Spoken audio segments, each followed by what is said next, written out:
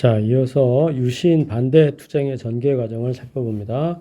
우선 유신 반대 투쟁의 출발점에는 활발해지게 된 배경에는 당시 김대중 그 야당 인물이죠. 납치 사건이 그 계기가 됩니다.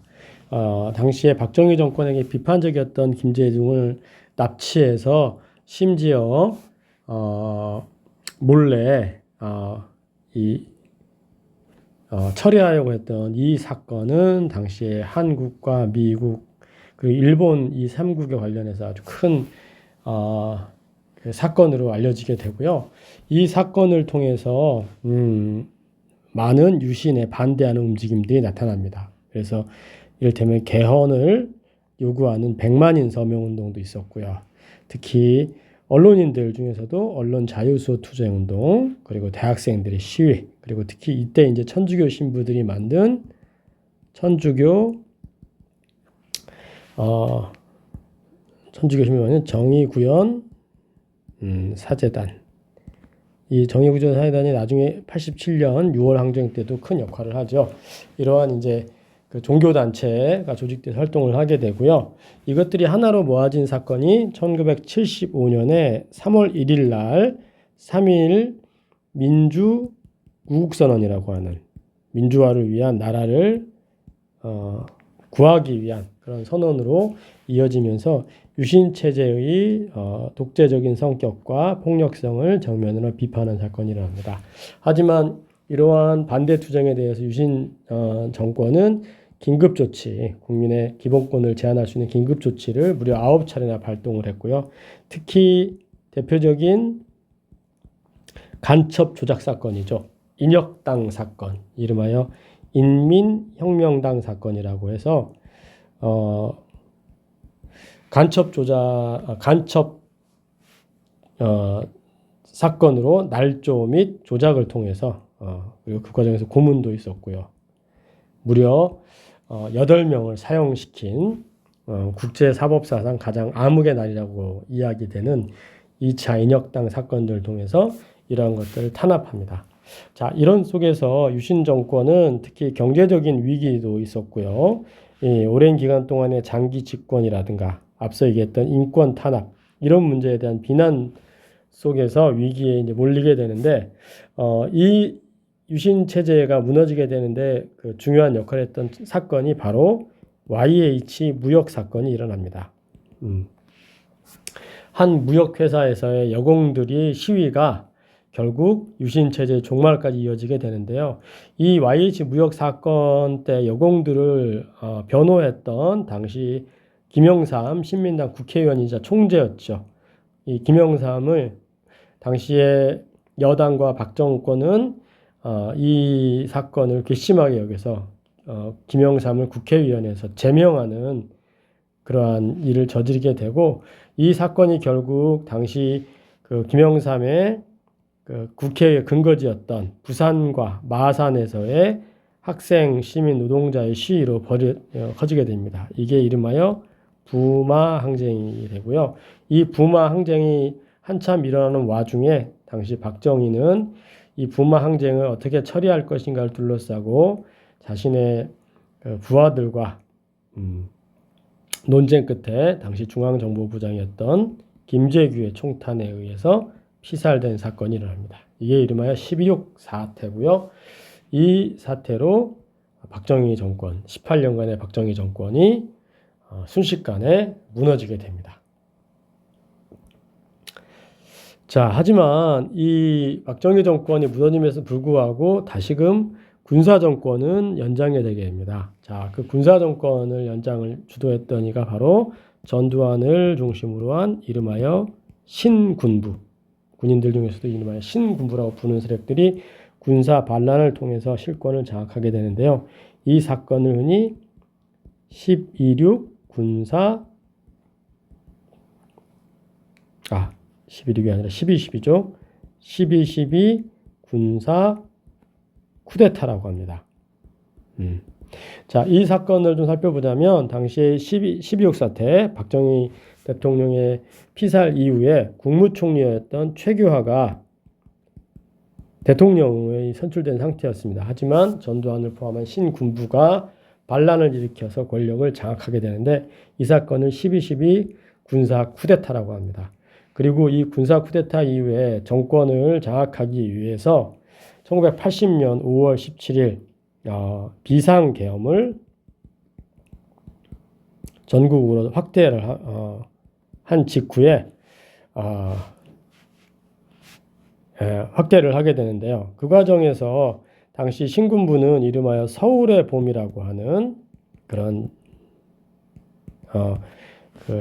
대학생을 중심으로 해서 그 민주화를 요구하는 그런 시위가 이제 있게 됩니다. 이걸 서울의 봄이라고 하는데요. 이러한 서울의 봄의 상황에서 당시 신군부는 5월 17일 날 비상계엄을 전국으로 확대한 이후에 5월 18일 날 광주에 공수부대를 투입함으로써 광주 지역의 시민들을 무차별하게 학살하는 사건이 일어나죠.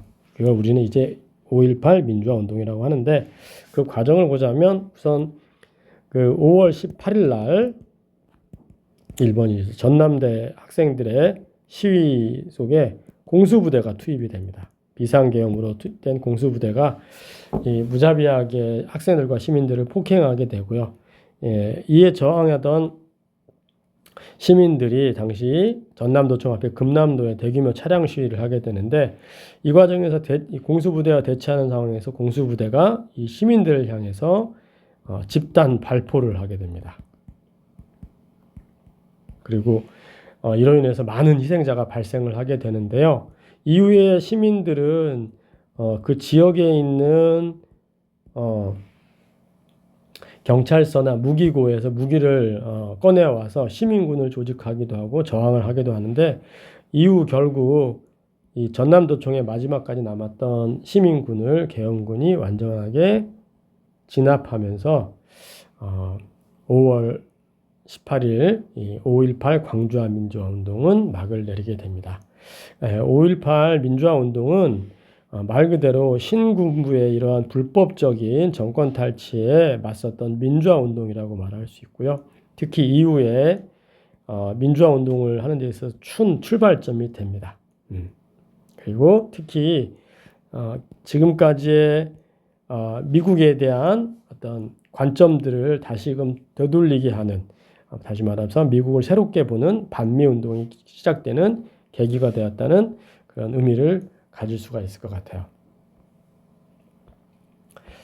자, 한편 이 광주를 통해서 이렇게 권력을 장악한 신군부 세력은 이후에 공포 분위기 조성을 통해서 특히 삼청교육대라고 하는 것을 바탕으로 해서 공포 분위기를 조성을 했고요.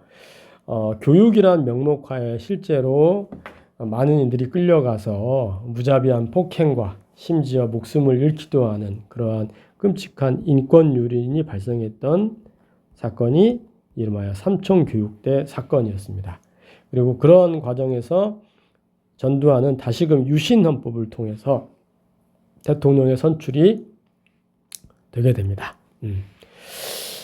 자, 이렇게 이제 만들어진 전두환 정권 제5공화국이라고 하는데요. 이 5공화국은 한편으로는 자신들의 어떤 군사 정권의 폭력성을 숨길 의도에서 유화 정책을 피기도 하는데 이 과정에서 야간 통행 금지가 폐지되기도 하고 중고생들의 두발과 교복 자유화, 특히 프로야구단 이런 것들이 만들어지게도 됩니다. 자, 하지만 이러한 전두환 정권에게 특히 5.18 민주화 운동 진상규명을 요구하는 그런 학생운동이나 국민적 저항이 거세지게 되고요. 이에 대해서 전두환 정권은 민주화운동을 탄압하는데 그 과정에서 간첩 조작 사건이라든가 사건을 조작하거나 그걸 조작하기 위해서 고문 수사를 하면서 하게 되고요. 민주화운동 탄압하게 되고 특히 금강산댐 사건을 조작해서 이 북한의 그러한 위기를 정권의 유지를 위한 그런 수단으로서 사용했던 사건이 금강산댐 조작 사건인데 이런 것들을 통해서 정권을 유지하려고 합니다. 자, 그런 속에서 당시 민주화를 요구했던 시민들이 이 군사정권을 끝낼 수 있는 방법으로 생각해냈던 것이 기존의 대통령 선거 방식을 간선제에서 유신헌법에 따라서 간접 선거를 했잖아요. 그 직선제로 직접 투표를 통해서 바꾸자는 그런 직선제 개헌 요구를 하게 됩니다. 근데 이러한 직선제 개헌 요구 속에서 당시 전두환은 이름하여 4.13 호헌 조치라고 하죠. 호헌, 헌법을 지킨다. 그래서 기존대로 대통령을 뽑겠다 해서 자신의 후계자였던 당시 노태우에게 정권을 넘겨주면서 군사정권을 그대로 유지하겠다는 그러한 이제 의도를 드러냅니다.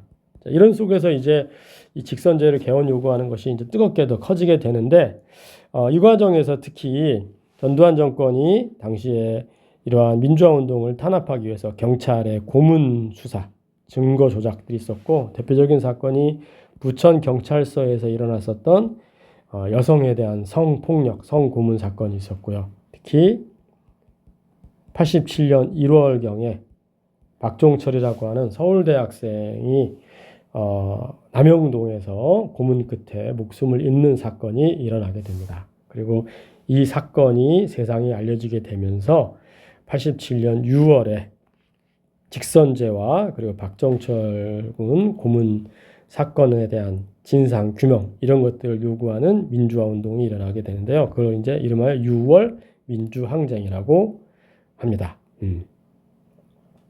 자, 그래서 그 6월 민주항쟁에 관련된 내용까지 해서 우리 시험 범위까지는 마무리가 됐습니다.